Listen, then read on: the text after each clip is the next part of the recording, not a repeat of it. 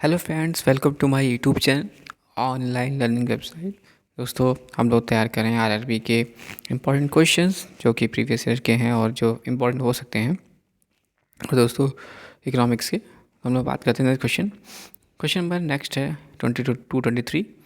भारत में सबसे अधिक ईसाइयों की आबादी कहाँ पर है? Answer number D, Nagaland. वर्ष 2001 की जनगणना में अंतिम आंकड़ों के अनुसार उपयुक्त राज्यों में ईसाइयों की जनसंख्या निम्नलिखित: सिक्किम में 36,115, अरुणाचल प्रदेश, मध्य प्रदेश और नागालैंड में आप देख सकते हैं 17 लाख के आसपास। भारत की कुल ईसाई जनसंख्या की 47% आबादी 47% से अधिक की आबादी किस समूह में रहती है? उत्तर नंबर सी, केरल, नागालैंड और तमिलनाडु में। भारत में ईसाई जनसंख्या नागालैंड, केरल तथा सिक्किम में क्रमशः 25.15% और 7.43% तथा 15.71% है। भारत में आर्थिक असमानता निम्न द्वारा दर्शाई जाती है। बी, अमीरी तथा गरीबी आर्थिक असमानताएं दर्शाने हेतु प्रयुक्त शब्दावली है। Question number 226। गरीब ग्रामीणों के लिए प्रतिदिन प्रति व्यक्ति 2400 कैलोरी एवं शहरी क्षेत्रों के लिए प्रतिदिन व्यक्ति 2100 कैलोरी आवश्यक पोषण की संस्तुति के आधार पर गरीबी रेखा को किसने परिभाषित किया था? सी, योजना आयोग ने। वर्ष 1977 के योजना आयोग द्वारा गरीबी को परिभाषित करने के लिए task force of projections of minimum needs and effective consumptions demands नामक कार्यबल का गठन किया गया।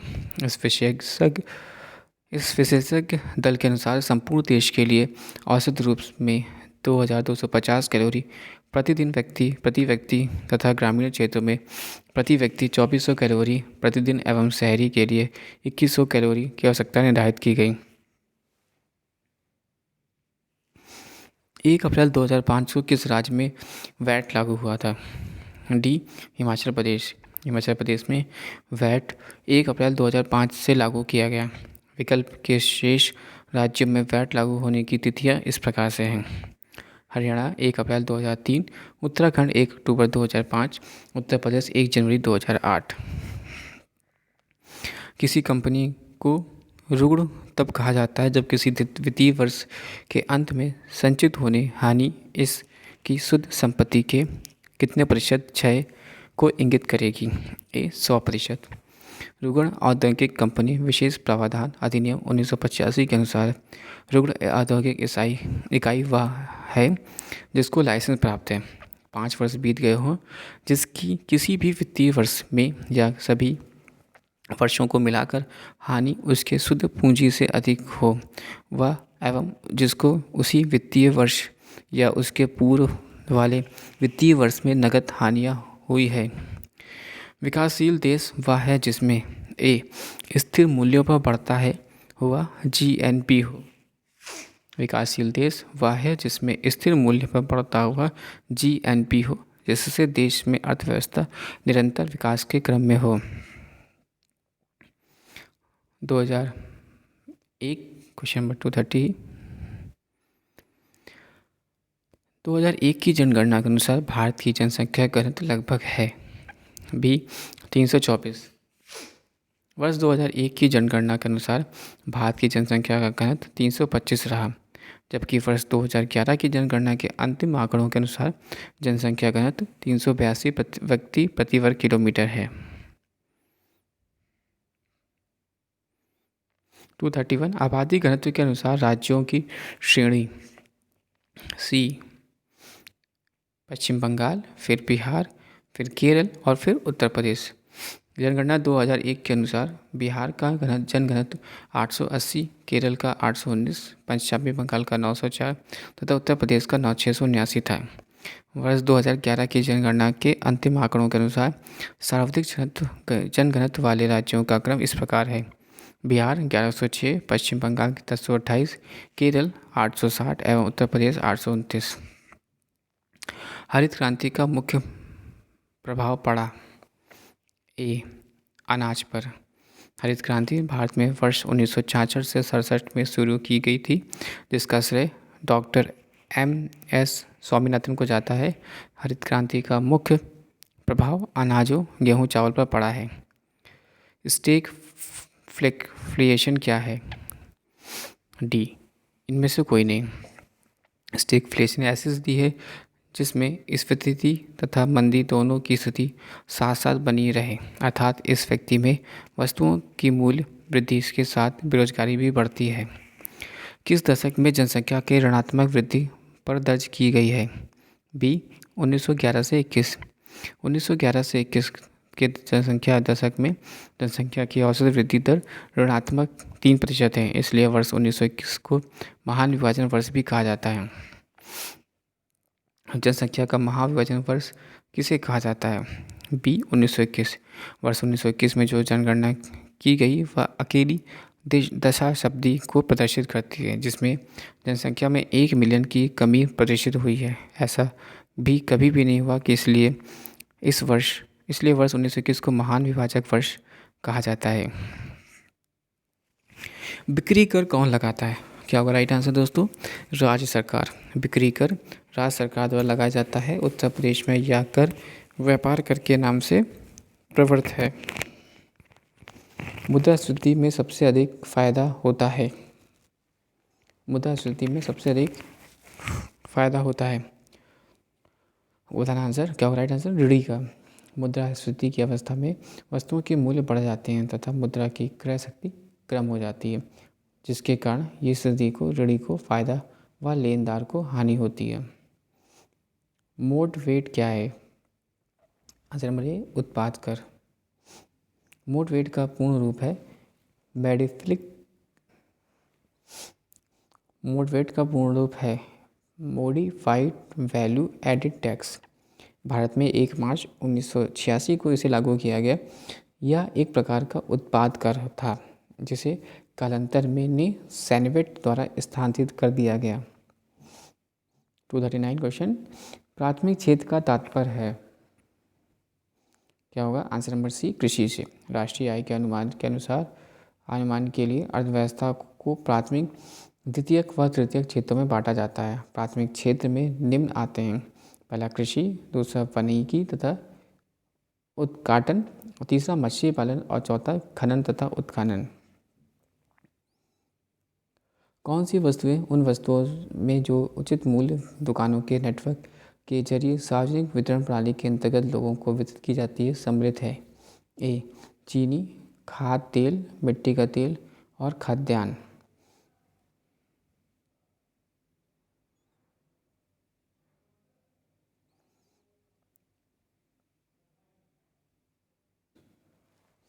सार्वजनिक वितरण प्रणाली में गरीबों को सस्ते मूल्यों पर खाद्यान्नों को वितरित करने की प्रणाली है, जिसमें उन्हें खाद्यान्न की बढ़ती हुई कीमतों के बोझ से बचाया जा सके। इसके अंतर्गत केंद्र सरकार 5 वस्तुओं चावल, गेहूं, चीनी, आयातित खाद्य तेल तथा मिट्टी का तेल वितरित करती है। क्वेश्चन 241, सर्वोत्तम कीमतों पर खाद्यान्नों का प्रारंभ क्या है? डी, कृषि कीमतों पर स्थिरता सुनिश्चित करता है। कृषकों हेतु लाभप्रद कीमतें सुनिश्चित करता है। खाद्यान्नों के सार्वजनिक स्टॉक निर्मित करने में सहायता करता है। समर्थन कीमतों पर खाद्यान्नों का प्रापण उपयुक्त तीनों उद्देश्यों की प्राप्ति हेतु किया जाता है। भारत में इस प्रयोजन हेतु नियमित संस्था भारतीय खाद्य निगम है। भारतवर्ष में संभावित आयु है? बी, महिलाओं से ज़्यादा।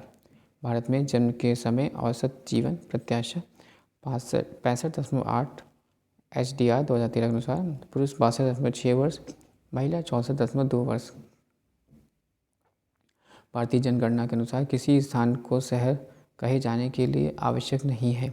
ए, 10,000 अधिक की कुल जनसंख्या। भारतीय जनगणना के अनुसार किसी स्थान को शहर कहे जाने के लिए उस स्थान की जनसंख्या 5,000 से अधिक प्रति वर्ग किलोमीटर, 400 व्यक्तियों से अधिक जनसंख्या घनत्व तथा पुरुष श्रमिक जनसंख्या के 75% अधिक का गैर कृषि कार्यों में लगा होना चाहिए। 10,000 से अधिक जनसंख्या होना आवश्यक नहीं है। कोंकण रेलवे निम्नलिखित में से एक राज्य में से होकर नहीं गुजरती है, फिर भी इसका कोंकण रेलवे कॉरपोरेशन में पूंजीगत हिस्सा है। उस राज्य का नाम क्या है?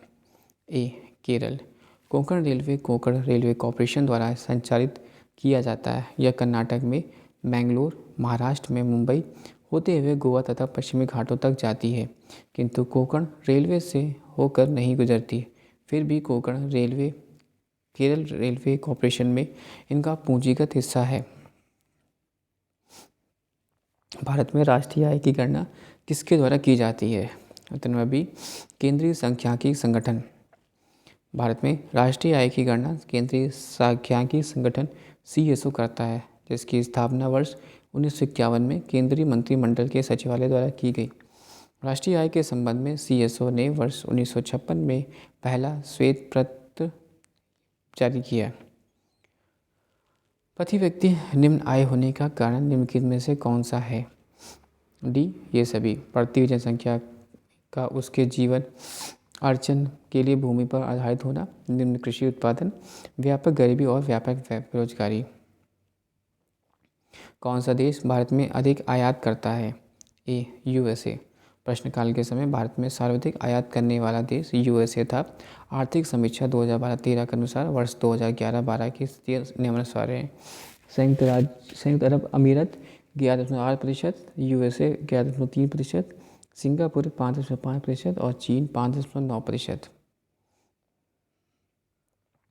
नेशनल स्टॉक एक्सचेंज कहाँ स्थित है?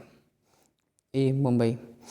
MG फेरावनी समिति की सिफारिश पर राष्ट्रीय स्टॉक एक्सचेंज की स्थापना नवंबर 1992 में कर अदा करने वाली कंपनी के रूप में हुई थी, जिसे 26 अप्रैल 1993 को स्टॉक एक्सचेंज के रूप में मान्यता मिली। इसके मुख्यालय मुंबई में स्थित है। उत्पाद शुल्क वह कर है जो लगाया जाता है। सी. माल के उत्पादन पर। उत्पाद शुल्क वह कर है जो देश के भीतर उत्पादित वस्तुओं पर लगाया जाता है। Question number 250। गेहूं का समर्थन मूल्य प्रदान करने का मुख्य उद्देश्य है? ए. एक निश्चित सीमा से अधिक मूल्य गिरने से रोकना। समर्थन मूल्य वह मूल्य है जिस पर सरकार किसानों द्वारा बेची गई अनाज की पूरी मात्रा क्रय करने के लिए तैयार हो।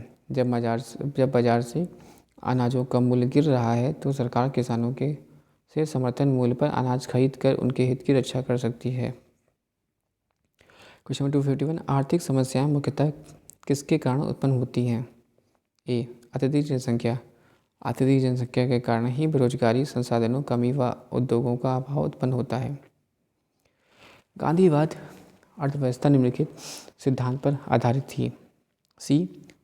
ट्रस्टीशिप। गांधी जी के अनुसार भारत गांव का देश है, यदि गांव नष्ट हो जाएंगे तो भारत भी नष्ट हो जाएगा। गांधीवाद अर्थव्यवस्था स्वदेशी, ग्रामीण, सहकारिता एवं सहयोग पर आधारित थी। वर्ष 2001 की जनगणना के अनुसार नीचे दिए गए राज्यों में से किसकी जनसंख्या न्यूनतम थी? ए. Sikkim.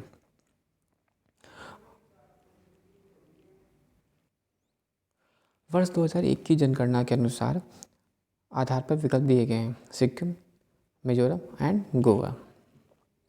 World steel dynamic incorporate USA द्वारा वर्ष 2005 में निम्नलिखित में से किसे विश्व के सर्वोत्तम स्टील प्लांट का खिताब दिया गया? A. Tata steel India. America स्थित वर्ल्ड स्टील डायनेमिक इनकॉर्पोरेट ने वर्ष 2005 में टाटा स्टील को सर्वोत्तम स्टील का उत्पादक घोषित किया। टाटा स्टील विश्व में सबसे कम उत्पादन लागत से स्टील का निर्माण करती है। क्वेश्चन 255। किस वर्ष तक संयुक्त संघ ने प्राइमरी शिक्षा 100% करने का लक्ष्य बनाया था? सी. 2015। संयुक्त राष्ट्र संघ के शताब्दी विकास लक्ष्यों में वर्ष 2015 तक सार्वभौमिक प्राइमरी शिक्षा हासिल करना शामिल है। वर्ल्ड बैंक ऋण देता है। 256 का सी. ए एंड बी दोनों, यानी दीर्घकालीन और अल्पकालीन। विश्व बैंक में एक प्रमुख अंतर्राष्ट्रीय संगठन है। इसकी स्थापना वर्ष 1944 में ब्रेटन वुड्स समझौते के तहत हुई। यह अपने सदस्य देशों को नीतिगत सुधारों तथा विकासात्मक परियोजनाओं के लिए दीर्घकालीन तथा अल्पकालीन दोनों ही ऋण देता है।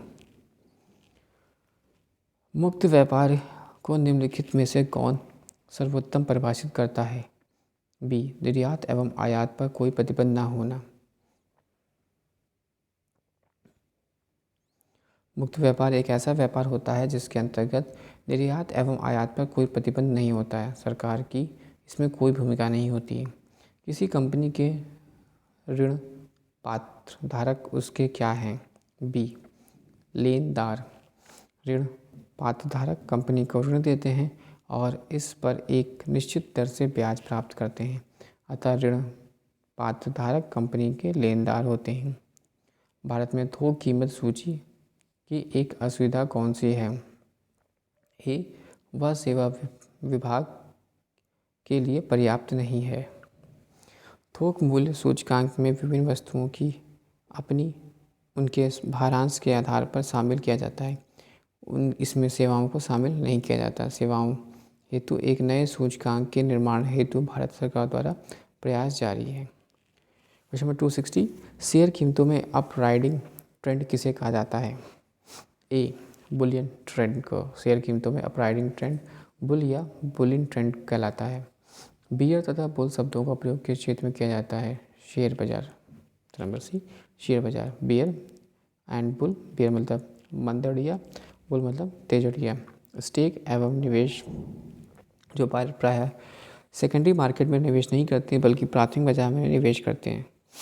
लैम डक, वही निवेश जिसने गलत निवेशकारी निर्णयों के द्वारा घाटा उठाया।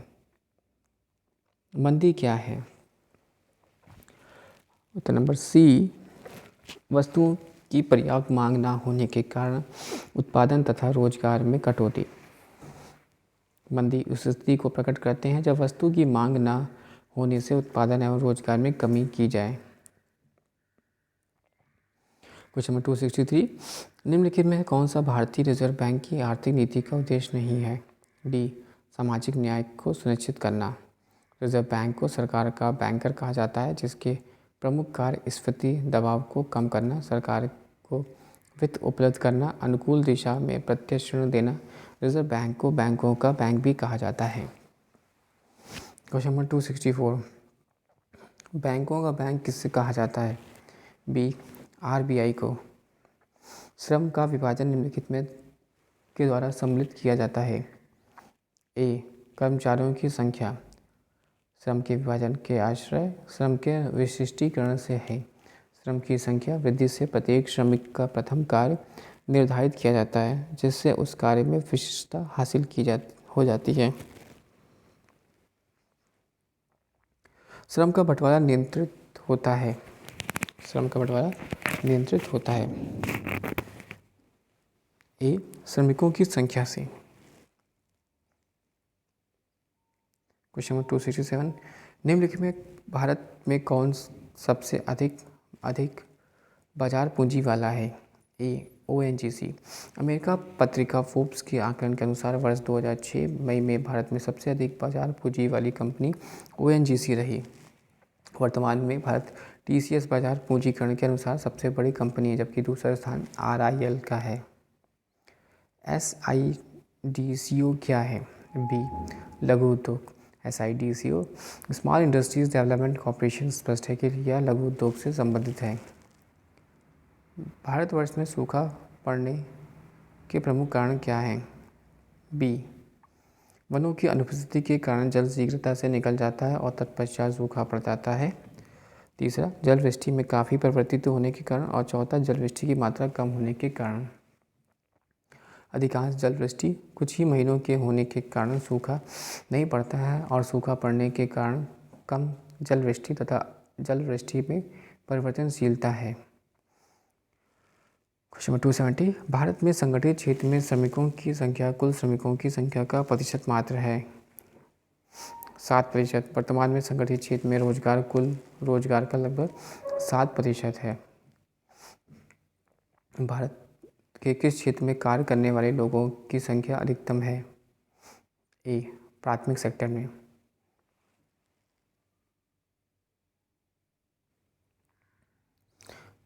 भारत के किस क्षेत्र में कार्य करने वाले में लोगों की संख्या अधिकतम है? प्राथमिक सेक्टर। भारत में प्राथमिक सेक्टर में कार्य करने वाले लोगों की अधिकतम संख्या अधिकतम है। वर्तमान में केवल कृषि क्षेत्र में ही 54% लोग कार्यरत हैं, जबकि जीडीपी में सर्वाधिक योगदान देने वाले क्षेत्र तृतीयक सेक्टर हैं। मुद्रास्फीति से परिकलित होती है। सी, थोक मूल्य सूची। सरकार मुद्रास्फीति से परिकलित होती है। थोक मूल्य सूची। मुद्रास्फीति थोक मूल्य सूची से परिकलित होती है और मुद्रास्फीति का शाब्दिक अर्थ है मुद्रा की स्फीति अर्थात मुद्रा का प्रसार।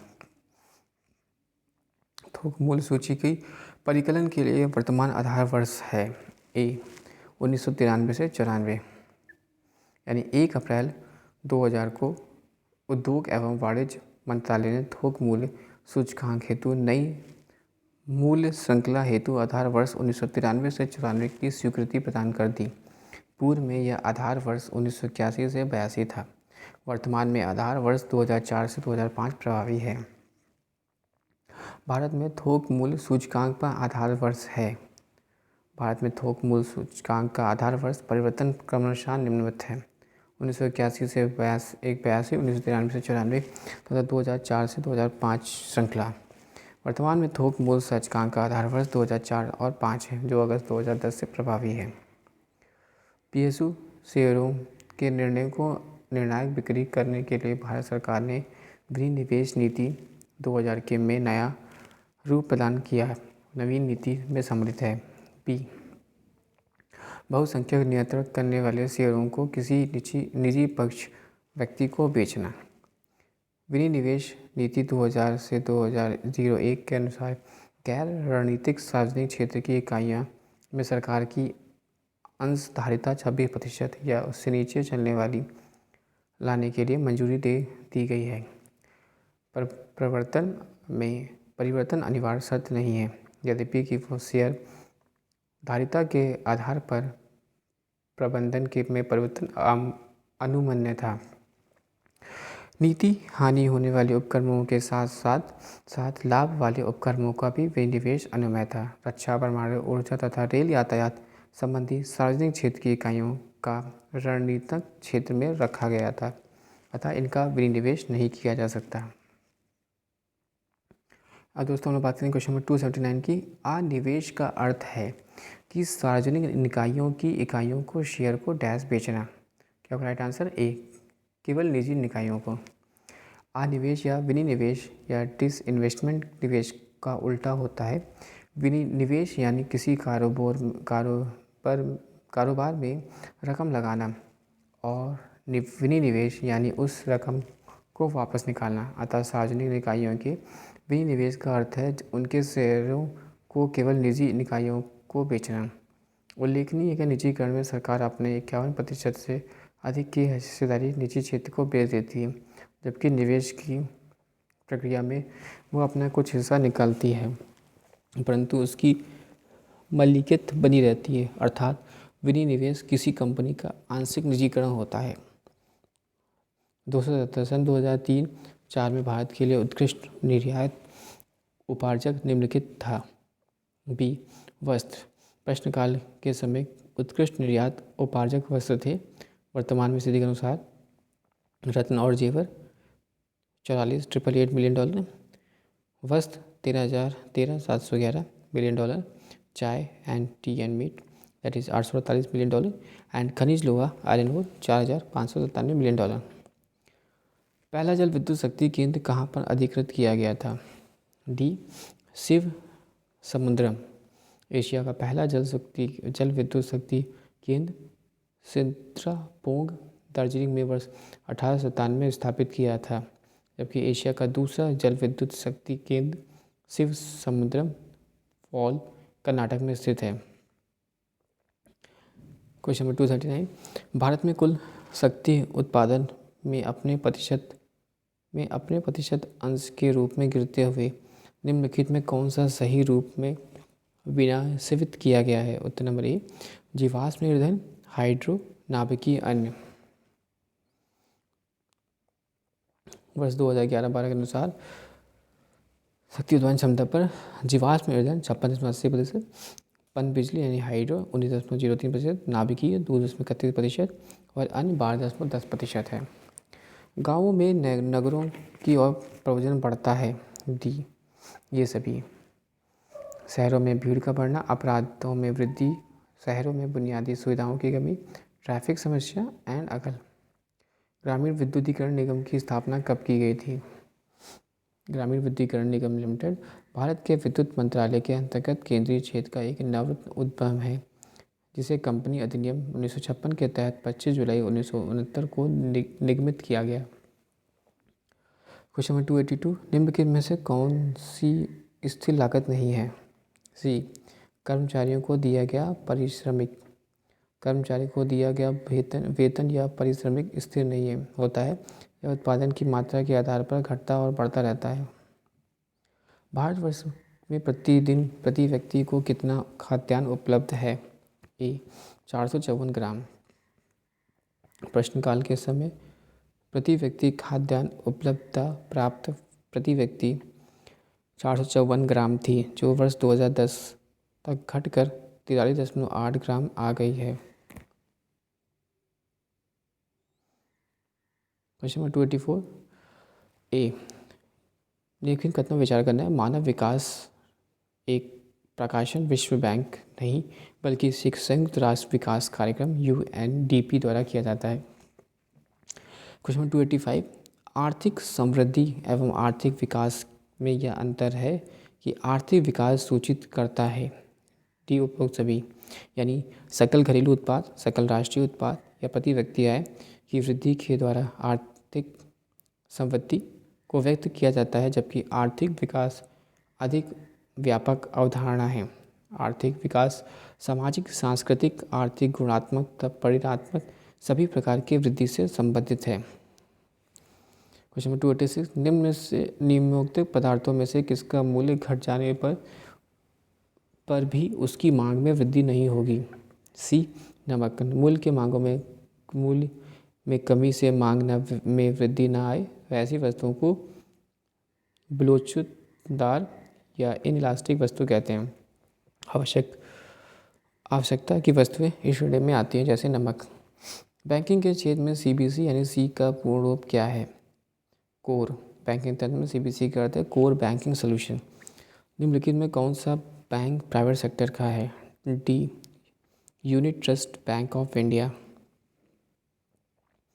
भारत में बैंकों के राष्ट्रीयकरण की दिशा में पहला कदम 19 जुलाई 1969 को 14 बड़े बैंकों में राष्ट्रीयकरण के साथ हुआ। इन 14 बैंकों में इंडियन ओवरसीज़ बैंक तथा सिंडिकेट बैंक शामिल थे। 15 अप्रैल 1980 को 6 और बैंकों का राष्ट्रीयकरण किया गया। इसमें से विजया बैंक शामिल था। इस प्रकार प्राइवेट सेक्टरों का bank unit trust of India है। कौन सा बैंक पहले इंपीरियल बैंक के नाम से जाना जाता था? B State Bank of India. Bharat में यह पहला बैंक वर्ष 1770 में हिंदुस्तान बैंक ऑफ कलकत्ता के नाम से स्थापित किया गया।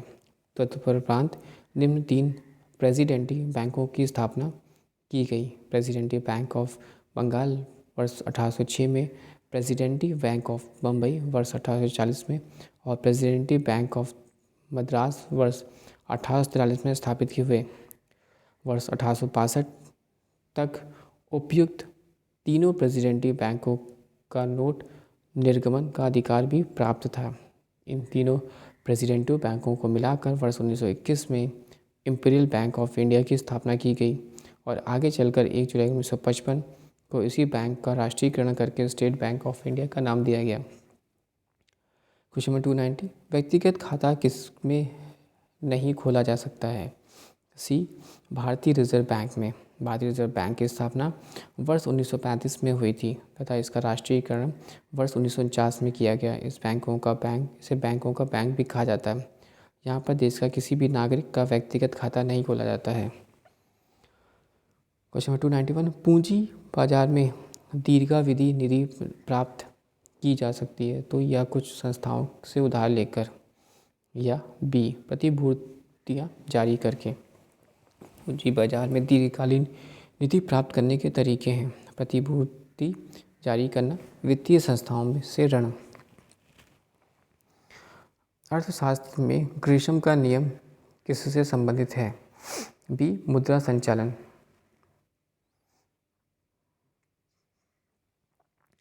ब्रिटेन की महारानी एलिजाबेथ प्रथम के आर्थिक सलाहकार थॉमस ग्रेशम ने यह मत प्रकट किया कि घटिया मुद्रा की प्रगति बढ़िया मुद्रा का प्रचलन से बाहर कर देने की होती है। इसी प्रवृत्ति के आधार पर ही ग्रेशम का नियम बना। मुद्रा पूर्ति को कम करके मुद्रास्फीति को रोकने की प्रक्रिया कहलाती है। बी. विस्फीति। मुद्रास्फीति वह स्थिति है जबकि जहाँ की वस्तुओं एवं सेवाओं की मात्रा आर्थिक आय की तुलना में तीव्र गति से बढ़ती है और वस्तुओं एवं सेवाओं के मूल्य के निरंतर गिरावट आ जाती है। नोट: मुद्रास्फीति का शाब्दिक अर्थ है मुद्रा प्लस स्फीति, अर्थात मुद्रा के प्रसार को मुद्रा पूर्ति को कम के लिए अपनाए जाने वाली प्रक्रिया का मौद्रिक नीति कहते हैं। मुद्रास्फीति किससे मापी जाती है? बी. मुद्रास्फीति की अधिकता से। मुद्रा के मूल्य में उतार चढ़ाव का अर्थ है मुद्रा की क्रय शक्ति का घटना या बढ़ना। मुद्रा की क्रय शक्ति तब घटती है जब उसकी पूर्ति बढ़ जाती है, अर्थात मुद्रा की पूर्ति बढ़ने का प्रयास मुद्रा प्रसार या मुद्रास्फीति कहलाते हैं। क्या कहते हैं? मुद्रास्फीति में बचत का सबसे अच्छा साधन है। बी. सरकारी बॉन्ड्स। मुद्रास्फीति से बचत का सबसे अधिक अच्छा साधन सरकारी बॉन्ड्स है, क्योंकि मुद्रास्फीति के दौरान सरकार बॉन्ड्स में निर्देशित मुद्रा के मूल्य में कमी नहीं होती है तथा निर्देशित राशि पर एक निश्चित ब्याज देने के लिए सरकार प्रतिबद्ध होती है। क्वेश्चन नंबर 296, किसी भी मुद्रा का विनिमय मूल्य अन्य मुद्राओं की तुलना में जानबूझकर कम करने से उस मुद्रा का होता है। बी. अवमूलन। स्थिर विनिमय दर प्रणाली में विनिमय दर का निर्धारण बाजार में प्रचलित मांग एवं पूर्तियों की शक्तियों द्वारा नहीं होता है, बल्कि मौद्रिक अधिकारी जानबूझकर अपनी मुद्रा का विदेशी मुद्राओं के रूप में मूल्य या विदेशी विनिमय दर घटाकर या बढ़ाकर भुगतान संतुलन को संतुलित कर सकते हैं। अर्थात अवमूलन की समस्या स्थिर विनिमय दर प्रणाली में होती है, परिवर्तनशील विनिमय दर प्रणाली में नहीं। किसी भी मुद्रा की विनिमय मूल्य अन्य मुद्राओं की तुलना में जानबूझकर कम करने पर उस मुद्रा का अवमूलन होता है। मुद्रा का अवमूलन किसको बढ़ाने में सहायक होता है? बी. निर्यात। मुद्रा का अवमूलन निर्यात जबकि यह आयात का हतोत्साहित करता है। राष्ट्रीय आय क्या है? बी. उत्पादन लागत एवं निबल राष्ट्रीय उत्पाद। किसी भी देश में एक वर्ष में उत्पादन के साधनों में सहयोग से जो वस्तुओं का शुद्ध उत्पादन साधन कीमतों पर प्राप्त होता है उसे साधन लागत या राष्ट्रीय उत्पाद कहते हैं।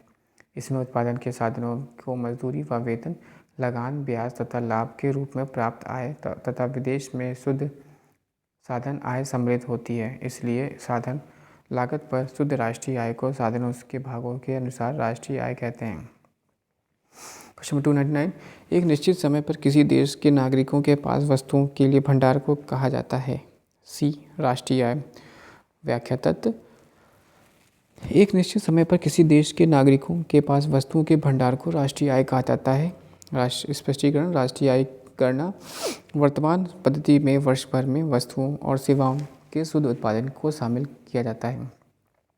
क्वेश्चन नंबर 300, क्रॉस चेक वह होता है जिसे भुनाया जा सकता है। आज का राइट आंसर बी. बैंक द्वारा। क्रॉस चेक के में दो समांतर रेखाओं के बीच पाने वाले का नाम होता है, जिसका भुगतान उस संबंधित बैंक द्वारा होता है जिसके संबंध में वो जारी होता है। दोस्तों, आपको वीडियो अच्छा लगा हो तो प्लीज़ लाइक एंड सब्सक्राइब करिएगा। साथ ही साथ डिस्क्रिप्शन बॉक्स में बुक्स का लिंक है, वहाँ से आप बुक्स परचेज कर सकते हैं और साथ ही साथ टेलीग्राम चैनल भी ज्वाइन कर सकते हैं।